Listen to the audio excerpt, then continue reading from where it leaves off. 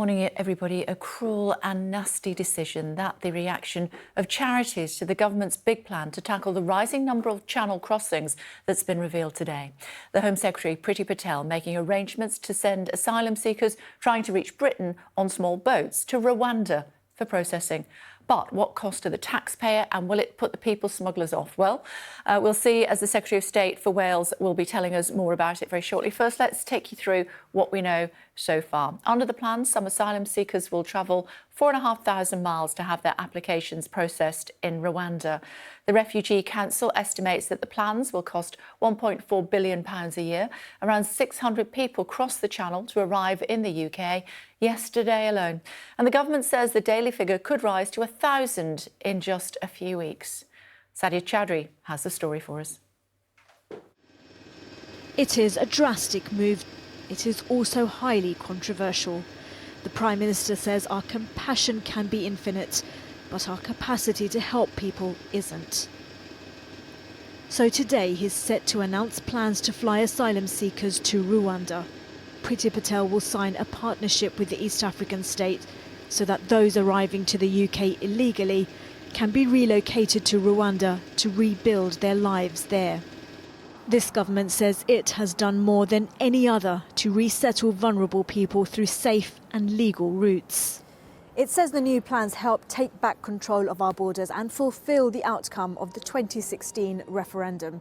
But human rights groups say the new measures are cruel and that offshoring the UK's asylum system does nothing to address the reasons why people take those perilous journeys in the first place. Amnesty International has labelled the move appalling. We've seen this policy played out elsewhere in the world. Australia has pursued this.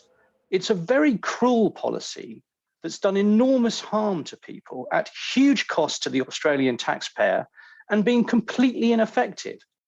So knowing all of that, it really beggars belief that our government is determined to go ahead with this. Charities say offshore asylum systems only add to human suffering and chaos at an estimated cost, they say, of £1.4 billion. Sadia Chowdhury, Sky News. Well, Shingi Maruriki is in Rwanda for us this morning, where the Home Secretary, Priti Patel, is expected to set out further details of a partnership with the East African nation. He's got the latest. I think this is easily the most controversial step the government has taken to try and stem the flow of migrants crossing the Channel as part of a multi-million-pound deal which Priti Patel will sign here in the capital of Rwanda, Kigali. We understand that asylum seekers who arrive in the UK will potentially be sent here more than 6,000 miles away to have those claims processed. Those plans have already attracted controversy, though, with human rights groups saying that it is a cruel idea and that it is also costly. They're estimating that it could be up to £1.4 billion spent on this sort of proposal. Priti Patel, the Home Secretary, will say that this is a chance for those people who come here to rebuild their lives. We will find out more about those proposals today. Joined this morning by the Secretary of State for Wales, Simon Hart. Mr Hart, thank you for joining us on the programme. It's lovely to see you again. Let's talk about that to start with, should we? Why Rwanda? Well, I think the first thing is we have to deal with this problem. We have a very good relationship with Rwanda. It's an up-and-coming economy. It's got a very good record with migrants in this particular issue, and it's an arrangement which I think suits both countries very well and provides the best opportunities for economic migrants, for those who have been in the forefront of this particular appalling problem for so long now. And I think that this arrangement is it has the potential to be a really good step forward and a really humane step forward. But the President of Rwanda has been accused of human rights abuses on more than one occasion. That is true, but that doesn't alter the fact that their reputation, as far as migrants are concerned, and their economic progress is phenomenal. So I don't think we want to sort of write this off now. It's a scheme it's a start of a scheme. We want to work with the Refugee Council, other charities, try and make it work. But the fact is, at the moment, the arrangement, pretty well everybody who observes what we see on telly with the problem with the Channel and the lives that have been lost activities of the criminal gangs, which is everybody accepts is not a situation we can persist with in any shape or form. This has the potential, I think, to be a really groundbreaking way forward, which provides a humane outcome for the victims in question, which is the most important priority, and also make sure that we honour what we committed to do several years ago, which you've held us to account on, which is to resolve this problem as far as the UK is concerned. So, I'd say this is the beginning of a process. We have to work with the charitable sector to get it to work. Okay. But I think it would be wrong to write it off. But it is a country that oversaw genocide of 1 million people in 100 days. Well, in our lifetimes, in my son's lifetime.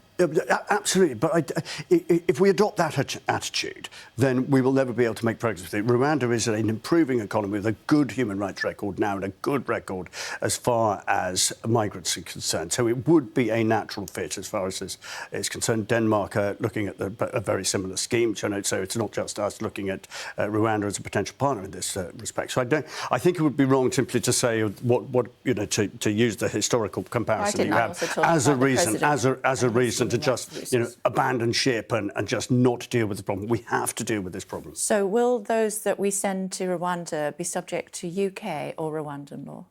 That's part of the announcement later on today. I'm not going to prejudge what the Home Sec, as we heard on that report, Home Sec and the PM are going to say later on. It's quite a complex memorandum of understanding. Okay. We're looking at, I think the numbers for last year were 28,000 people coming across the channel, attempting to come across the channel. Vast majority of those were economic migrants. Vast majority of those were men. Those are the numbers we're looking. Let me ask you some of the questions. Yes, of course. Otherwise, we'll be here all day. Are there just men that we're sending? Say again? Are we just sending men? Yes, I think, again, I need to be a little careful about spelling out the detail. There are some sensitivities around that. But, yeah, the vast majority of the issues we're talking about will be for male economic migrants. Yeah, OK, and will they be adult males? Yes. OK. How do we determine somebody who doesn't have papers, whether they're an adult or not? Well, that's, as I say, that's what the Home Sec is going to be spelling out later on today. So I think I think we just need to be careful. I mean, it's tempting. When they get to Dover, will they go straight to Heathrow and straight on the plane, or will we process them? Again, there has to be, as ever, in the conversations you and I have had about this over the years, inevitably there is a bit of bureaucracy around this to make sure that the process is above all fair. And a lot of this is about fairness. It's not about sort of unnecessary bureaucracy. It's about fairness. OK. Yeah, go on. In that, will children be sent to Rwanda? No. Male boys? No. I keep going back to the same comment.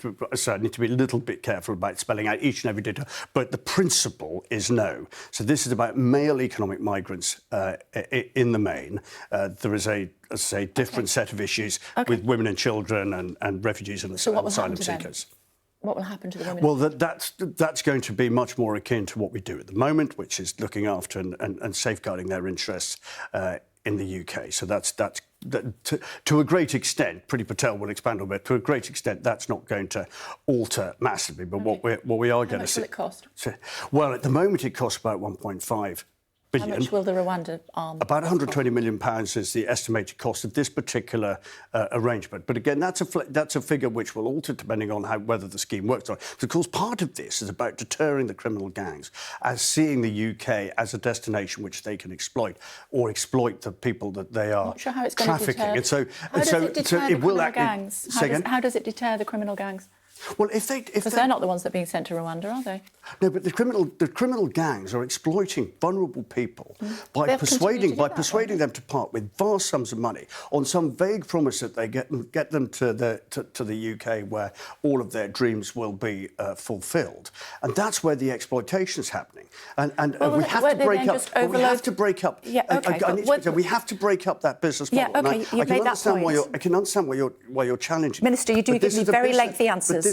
Yeah, exactly. We only have a limited amount of time. And you asked me a really important question about a business model. But you're telling me you can't give me the details. So are they not just going to overload the boats with vulnerable women and children? No, that is precisely what this whole scheme is designed to deter. And that's precisely why we want to work with the charitable sector, with the Refugee Council, with others, to ensure that does not happen. That is exactly the problem we have at the moment. That is why we are tackling this problem. And You know, for years, you have rightly been holding us to account about this. You've rightly been telling us that something needs to be done.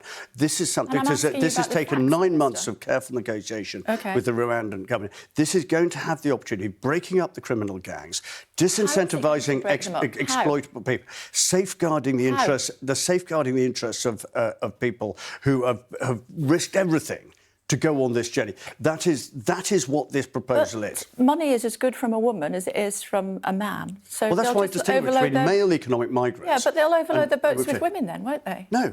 Why not? No, that's precisely because of the process as it is. How do you know they won't? Well, with great respect, you are suggesting that will be the case. What It is not in any. It's not going to put off these people smugglers. This is designed to have precisely the opposite effect. It is about breaking up criminal gangs who so far have been able to exploit vulnerable people in that process. Why are we calling it processing when they actually will never... Why are we calling it processing when to go to Rwanda to be processed when they're never going to come back to the UK? We're exporting them, aren't we? Which other word would you choose to use when we're trying to safeguard people's interests? We are trying to make sure that actually the manner in which they have been previously exploited comes down. This is meant to be about being able to distinguish between economic migrants, refugees and asylum seekers. Try to make sure that people end up in a safe place with a reasonable future. Okay. That is something I would imagine we could join in some form of agreement. OK, where the president's been accused of human rights abuses. Let's move on to Partygate. Last time you were here, you said that the world had moved on from Partygate. Doesn't look as though it has.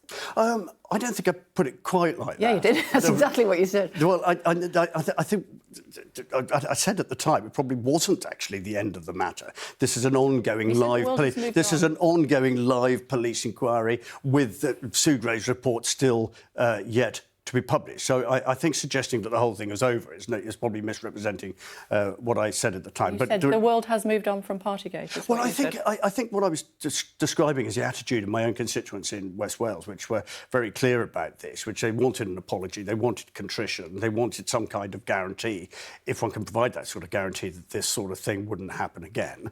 And I said, I think by a substantial majority, probably 3-1 or 4-1, most people wanted that outcome rather than necessarily anybody involved with any of these incidents to lose their job as well, and that people were, and I believe this to be the case, rightly focusing on the biggest humanitarian crisis in 1945 in Ukraine. And I think I made the point that I don't think on balance that it is in the national interest or international interest or Ukraine interest to have a noisy and loud leadership contest whilst we're trying to lead the international response to Ukraine. That happens to be my view. It seems to be shared by a majority of people. Let me ask you this then. YouGov poll suggesting otherwise. 75% say that the Prime Minister knowingly lied, and 55% among 2019 Conservative voters say that he lied and that he should go. Well, you wouldn't be surprised if I'm going to disagree with that. And let me just explain why. Back in June 2020, Steve Swinford, a colleague of yours, wrote a story in The Times in which he described that Downing Street gathering where Boris Johnson had a birthday cake, Rishi Sunak came into the room, they sang Happy Birthday, the event for which they have now both been fined. At that time, written in the paper in June 2020, OK? Not a single person, you, the Metropolitan Police, opposition members of Parliament, observers, commentators, the news desk at the Times, not a single person at that time thought that that was anything remarkable about that story. Not a single one. Minister, come on. He's been fined for going to the party. He's overseen 50 separate breaches of the law. He's the first Prime Minister in 300 years to be found guilty of an offence. And he's had to pay, if I may, because you do go on, just let me finish my question, if I may. As a result, you know, he's overseen the law being broken 50 times. He has lied to Parliament.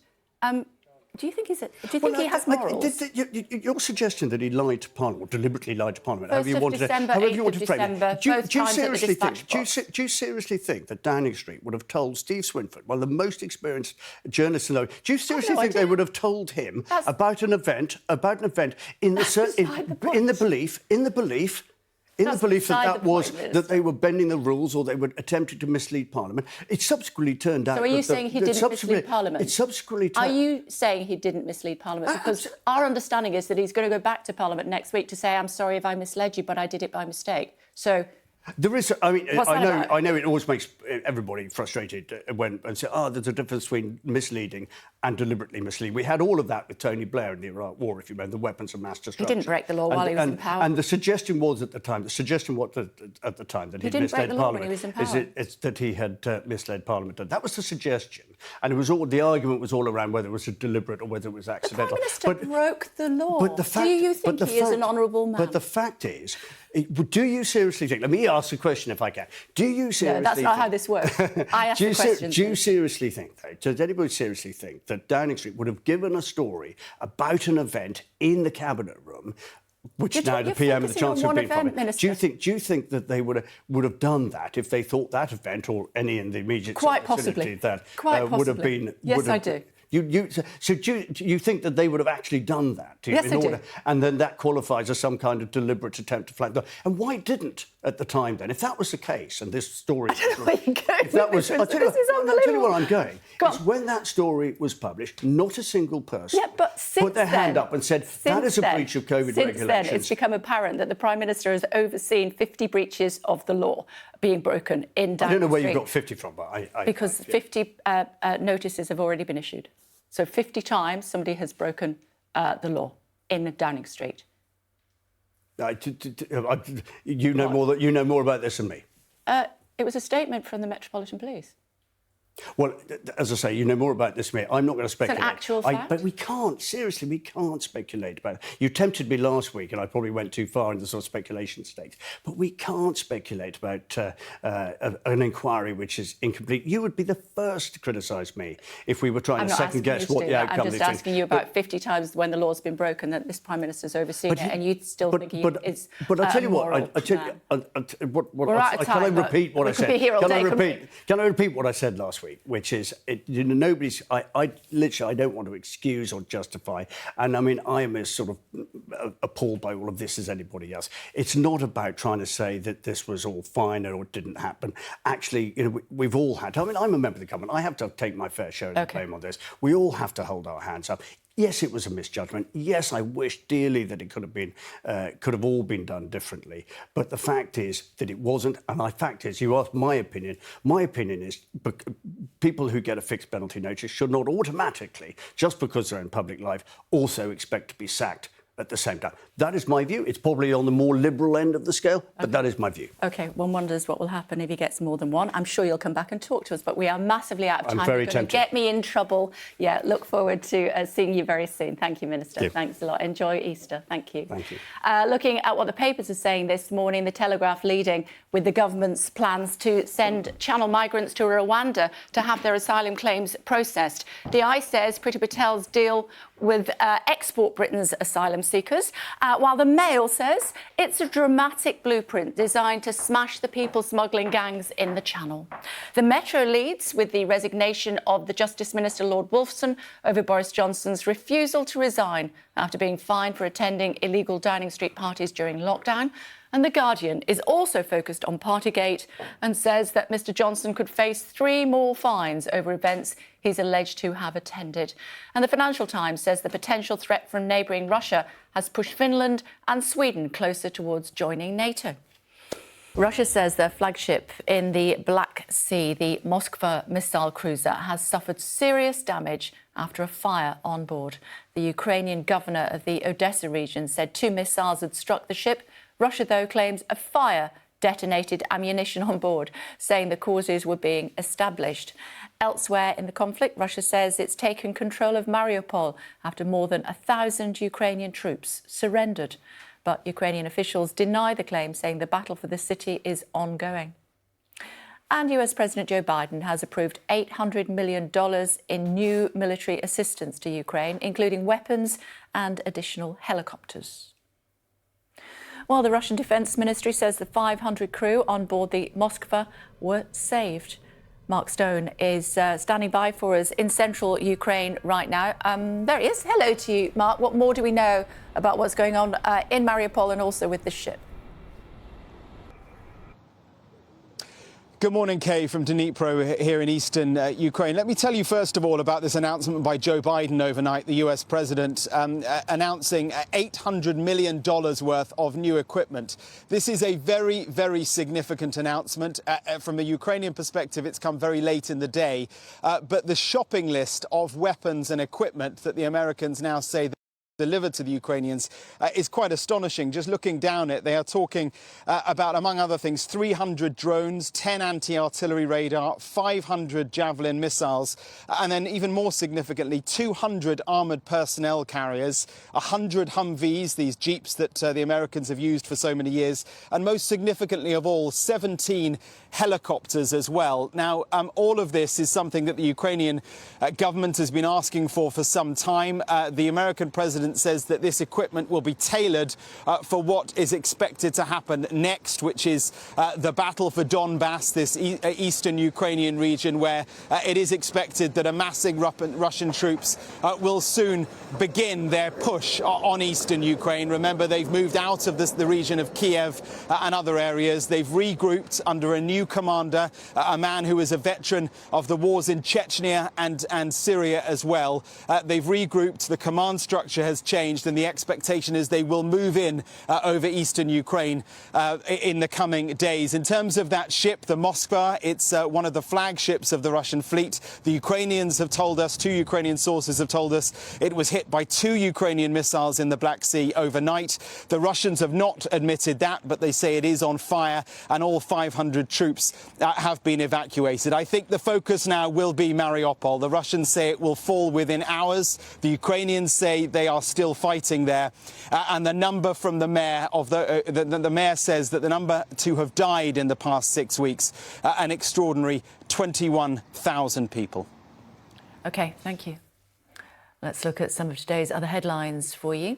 And Jersey has announced it's freezing assets connected to the Russian oligarch Roman Abramovich, worth an estimated £5 billion.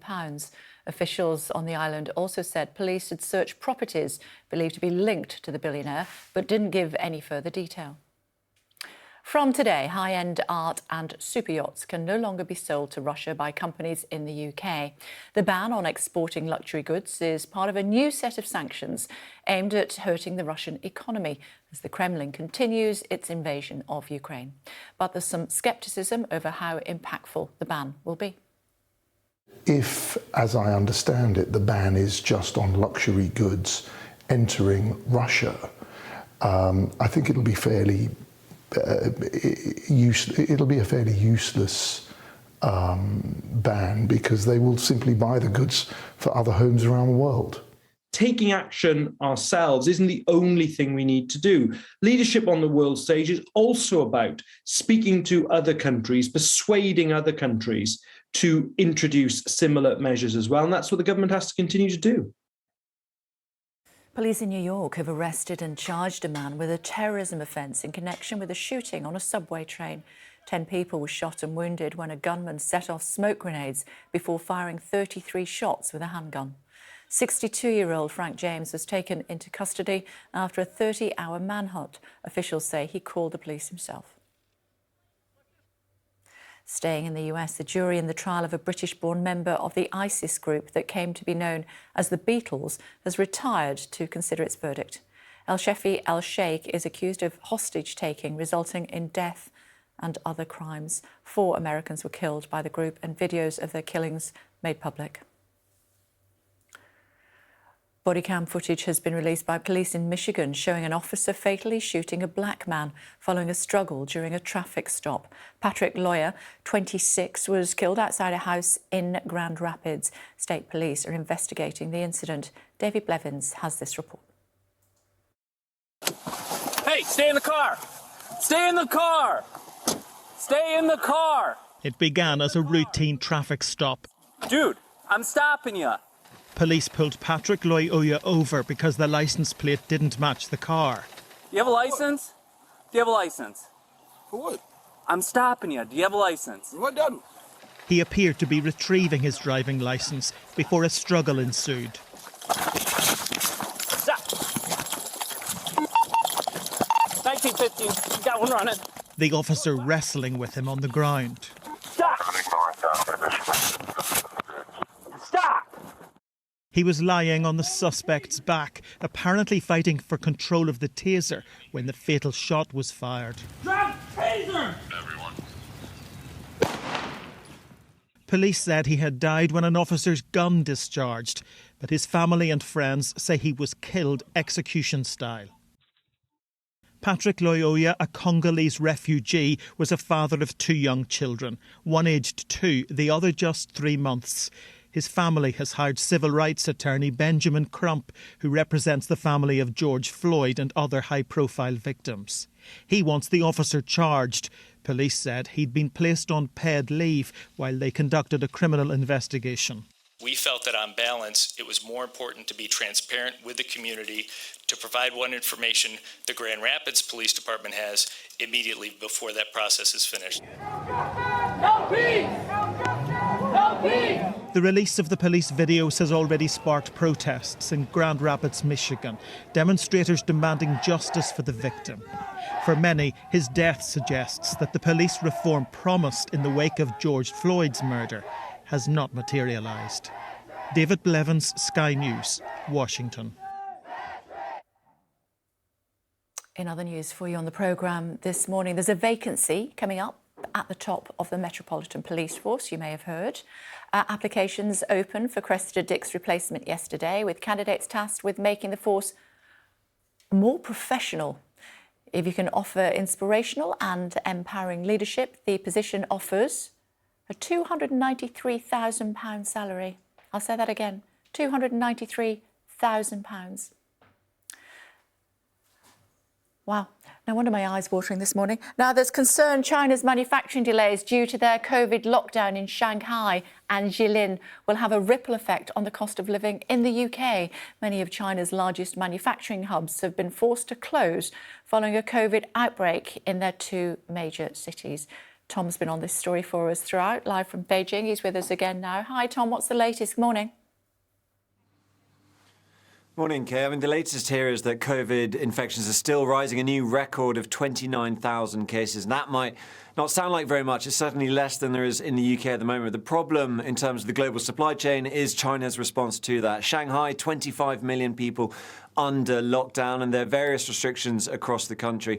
That means there have been closures or suspensions of factory. We've seen Pegatron, which makes components for iPhones. That's closed its factory. Tesla closed a factory as well. There's also concern about what's happening at the port. It's a very important port in Shanghai. It's usually a very busy port, and it has been under closed loop management. That's a sort of Chinese word for trying to seal it off from the rest of the country and keep things operating. The problem, though, is that you need trucks going in and out of that port to take those containers off, to bring goods, to ship them out. And that's where we're starting to see all sorts of trouble, really. And this isn't just in Shanghai. There's lots of COVID restrictions around the country. We were speaking to trucks, lorry drivers in Beijing yesterday. They're saying how difficult it is now to enter cities to deliver those goods. That means components aren't going from factory to factory. And a lot of the time, you just need one component not to be there for it to have an impact. Now, if it continues like this, the impact so far on inflation, on the cost of living, has been minimal. But if this spreads, if it hits Guangzhou in the south, and we have seen some cases there, other cities like Suzhou, another important port city, it could have a massive effect on supply chains, which is why businesses here have been calling on China to soften its dynamic zero COVID policy to try and make these things run a bit smoother. China is not going to do that. It says without the dynamic zero COVID policy, China would be overwhelmed with COVID-19 and the supply chain crisis would get even worse. But I think it's going to be a tough few weeks and months for households around the world. Now, look at this. Is it a bird? Is it a plane? No, it's a comet. In fact, it's the largest comet ever seen by astronauts. Its diameter is about, can you guess from those pictures? It's about 80 miles, apparently, and its mass is thought to be around 500 trillion tonnes. That's 100,000 times greater than the mass of a typical comet. It was first spotted in 2010, and NASA says it's hurtling towards Earth at around 22,000 miles an hour. Don't look up. My director Stuart just said that. I was just about to say, I hate it when he beats me. But don't worry, it'll never get closer than 1 billion miles away from the sun, and that won't be for another 9 years. Let's take a look at some of the best pictures making the morning's paper, should we? The Sun has this picture of a common household mop or so it seems. Look a little closer, and it's a Hungarian poodle dog sporting a huge mass of dreadlocks as it has fun on a day out. Look at him. He looks great. And the Express shows us this shot of a rare beauty, one of the last Spitfires in the world, restored to its original magnificence, taking to the skies. Gorgeous. And Chewie is taking a break from the Millennium Falcon to ride some waves at Scarborough, looking like he knows what he's doing. Clearly, he's no Wookiee. Thank you. Our top stories for you this morning here on Sky News. The government is due to announce plans to send asylum seekers to Rwanda in an effort to stop channel crossings. Mixed messages after an explosion damages a Russian flagship. Ukraine says 2 missiles hit, but Russia claims it was an ammunition explosion on the ship. Conservative peer David Wolfson has quit as Justice Minister over the Prime Minister's breach of COVID regulations. Well, the Secretary of State for Wales has told this programme that Rwanda has a good record on human rights in defence of plans to send asylum seekers there. Simon Hart said it would be wrong to only look at Rwanda's history when considering it as a partner. Rwanda is an improving economy with a good human rights record now and a good record as far as migrants are concerned. So it would be a natural fit as far as this is concerned. Denmark are looking at a very similar scheme. So it's not just us looking at Rwanda as a potential partner in this respect. So I think it would be wrong simply to say to use the historical comparison you have as a reason to just abandon ship and just not deal with the problem. We have to deal with this problem. And our political correspondent Joe Pike is standing by for us from home, actually, this morning. Hope you're feeling a bit better, Joe. What did you make of what the Minister had to say? Well, certainly, Kay, his claim that Rwanda has a good human rights record, I think, is debatable. Certainly, Human Rights Watch themselves say arbitrary detention, ill treatment and torture in official and unofficial detention facilities is commonplace, and high-profile critics have been arrested or threatened. The government's view, though, here seems to be that the situation is not working. Certainly, just yesterday, 600 people arrived in the UK on small boats. And if you speak to people in the Home Office, I have done it in the last few months, they keep on talking about getting rid of pull factors.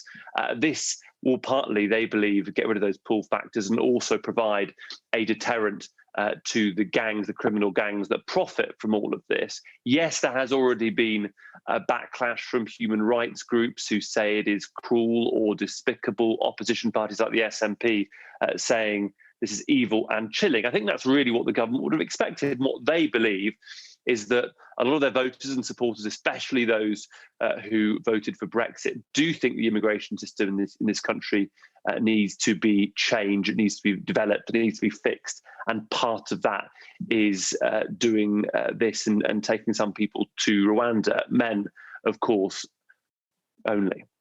OK, thank you. Thanks a lot, Joe. Maddie standing by for us in Dover this morning. She's been all over the place for us this week on The Breakfast Show. She's in Dover this morning.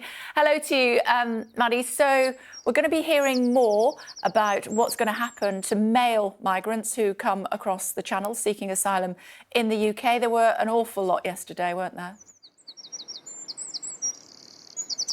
Yes, good morning, Kate. As you can see, it's a lovely day here in Dover. The sun is shining and the sea behind me is calm and flat.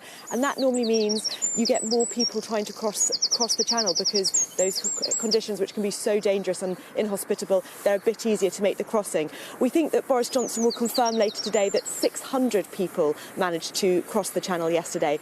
That means we're on track for a record year in terms of small boat crossings. It takes us, we think, to more than 5,000 people so far this year. To put that in context, last year we didn't reach that figure till June. Last year was a record year for migrant crossings in the Channel. This year it could be even higher. So this is exactly why Boris Johnson will argue they are trying to introduce this policy.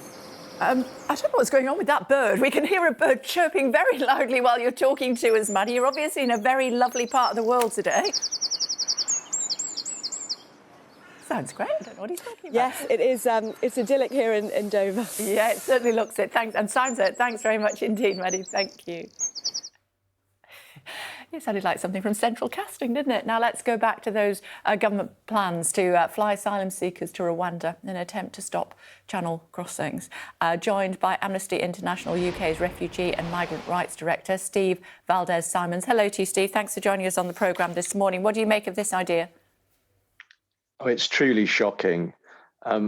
We have years of evidence from Australia about precisely this policy measure, which has done nothing to stop people coming to Australia seeking asylum, has inflicted a huge amount of cruelty on a relatively small number of people, basically imprisoned for years and years on islands in the South Pacific, and all at enormous cost to the Australian taxpayer, such that Australia has for some years now been busy trying to shut the whole thing down.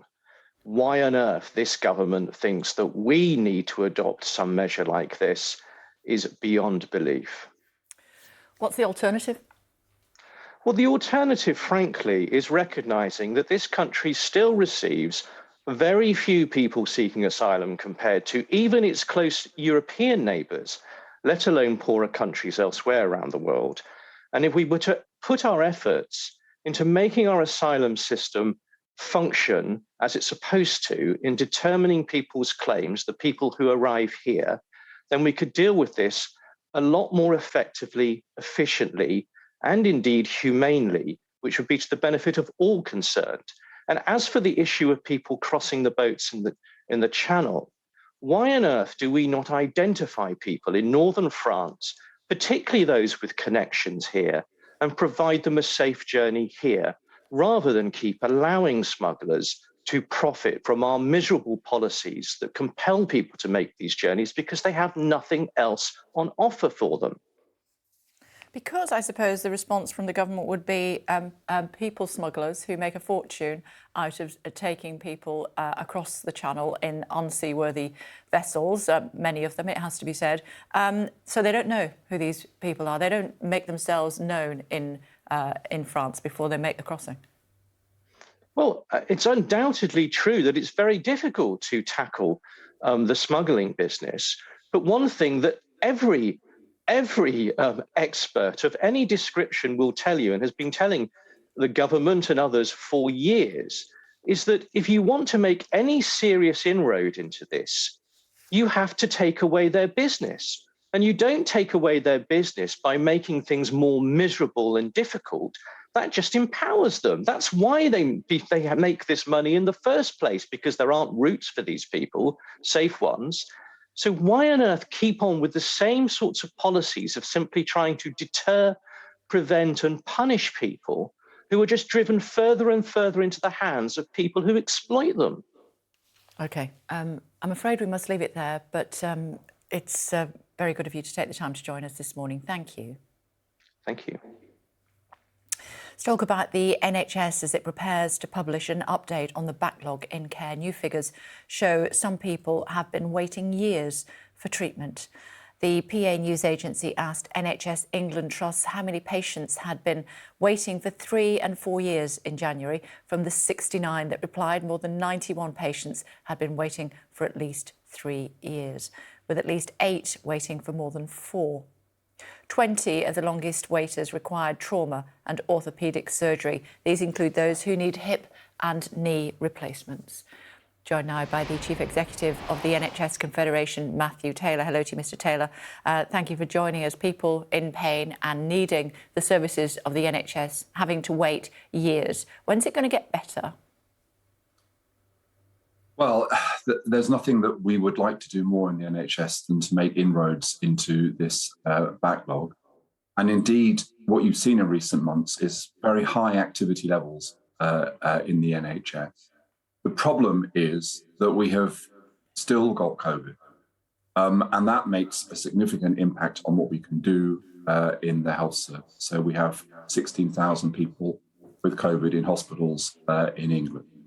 And that puts pressure on a system which is always working flat out. That's the nature of our health service. We have fewer beds per head of population than similar countries, fewer nurses, doctors. So we are always using our resources at full stretch. And then if you add in this COVID spike, then it becomes very difficult. What I think we're likely to see today in the statistics is some increase in elective activity, but also huge problems in terms of accident and emergency, ambulance times, the time it takes to get people from ambulances into hospitals, and also a huge issue about people in hospital who are actually ready to leave but can't leave because our social care system is essentially falling apart.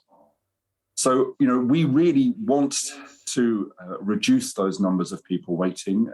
People in the NHS are acutely aware of the impact that can have on people. But what we need fewer people with COVID. We need these COVID pressures to decline. And we need urgent action in relation to social care, because actually, although I speak for the health service, most of the leaders I speak to would say that it was actually social care that is the number one priority for action right now. Do you feel that the Living with COVID plan put forward by the government is helping or hindering the NHS? I'm not sure we have a Living with COVID plan. I think we have a Living without restrictions plan. I think a Living with COVID plan would mean that, first of all, we would recognise that we still have COVID out there, that we are still seeing people die, that we are still seeing many people in hospital. Now, a lot of the people in hospital with COVID didn't go in with COVID, but if they develop COVID, first of all, we have to ensure that they don't pass it on to other people. But secondly, if you have COVID, you can then get that combined with other problems. So obviously, by their nature, people in hospital are vulnerable. So if you add in COVID, that can increase their vulnerability. And then there's the issue of staff absence. So staff absence has gone back up as a consequence of members of staff having COVID. So we do need a proper plan, and that plan would involve, first of all, clear messaging to the public. I travel around London and I've seen mask wearing go from just about everyone wearing masks to getting mixed, to the point at which now, certainly in the last few days, very few people I have seen London Underground or wherever are wearing masks. There are still things that we can do. We need a clear message about how we use the health service. I was speaking to a health service leader in the south of England just yesterday who's put in place their own social media campaign to encourage people to use the GP, to use 111, to use the community pharmacist, to not use accident and emergency because the pressures there are so intense. And we need reassurance that as long as these COVID pressures are there, that the funding and support for the NHS will recognise that, and that when it comes to setting targets for us, they've got to be realistic in view of the pressures that we're dealing with. 20-odd thousand people, I think, are, just looking at those figures, 20-odd thousand people, 23,778 people to be precise in England, waiting more than 2 years to start routine hospital treatment. What's your message to them this morning? The message is that NHS leaders, I speak to leaders every day, are doing everything they can. It's a matter of ethical commitment, of pride for NHS leaders that they can reduce these 2 year waiters. The target is to do it by July. That is still a target that people are aiming for. But I would say to your viewers, please, even though we're not talking about COVID, and even though the government seems determined not to talk about what's going on in the health service right now, things are very difficult for us because of the pressures of COVID, because of the amount of demand that has built up. So we will do everything to clear that 2 year group. But don't forget, people are always adding to that. So every time you get rid of a group of people, you give them an operation, there's a procedure. We don't have them waiting for 2 years. There's another group of people who've been waiting 1 year and 10 months or 11 months. So that group is kind of replenishing itself. So we have to work very hard to try to meet the target of not having anybody waiting 2 years. But in the end, we would want people not waiting 1 year, not waiting 6 months. And that's a medium-term process. And critical to that is going to be workforce. We have about 110,000 vacancies in the health service. We desperately need a plan to bring in the workforce that we need in order that we can get back to the position we were in just a few years ago, where actually waiting lists were not a huge issue in the health service. OK. We must leave it there, but thank you very much indeed for taking the time to join us this morning. Thank you. Thank you. Let's take you to the US, should we, where Johnny Depp is suing his ex-wife, Amber Heard, for libel. You may have heard. On the second day of the trial, one of Depp's friends told the court that Heard's domestic violence claim is fraudulent. It's not fair. It's not right. What she did and what happened for so many people to get affected from this. It's insane. Well, joining us, actually earlier in the day, I should say, lawyers for Heard continued their cross-examination of Depp's older sister, Christy Dembrowski, who first took to the stand on Tuesday. She was asked to confirm an email exchange she had with a doctor who helped Depp with his addiction to pain medication.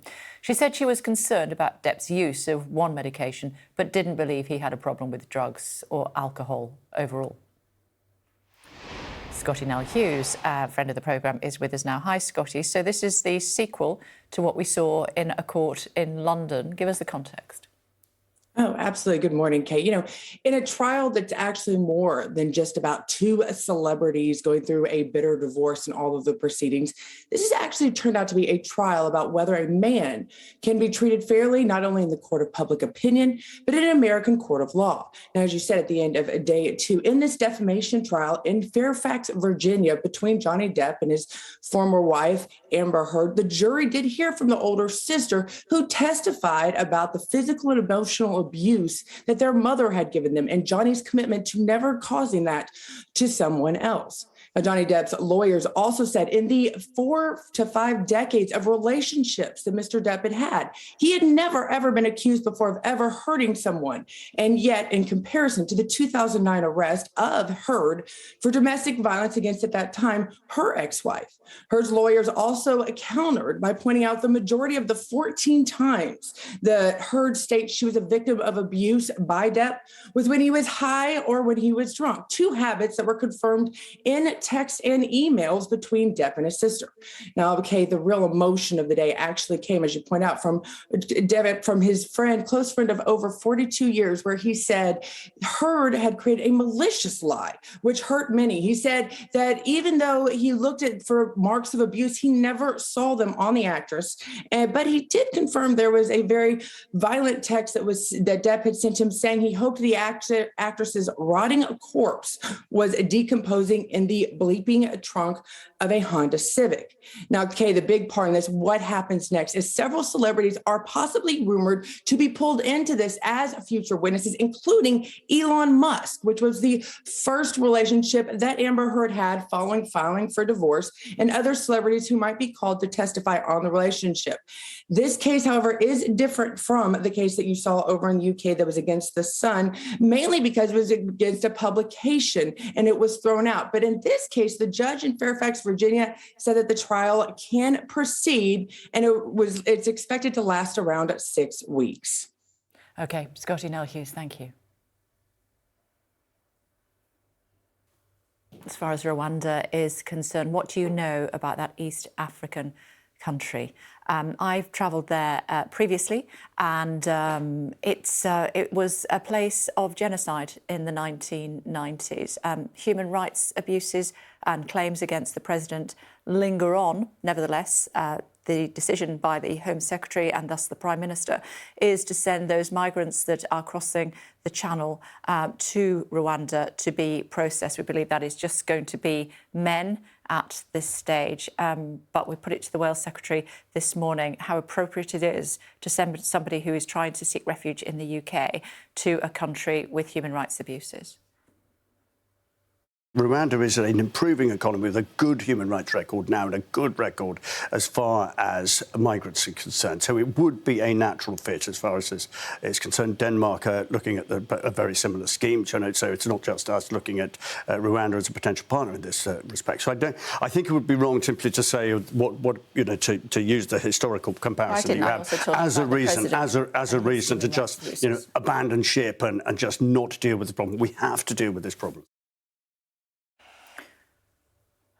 Very many, I think it's several hundred actually, I've not got the figure to hand, came over the channel yesterday because the weather is getting an awful lot better. And as you can see, brought in to Dover.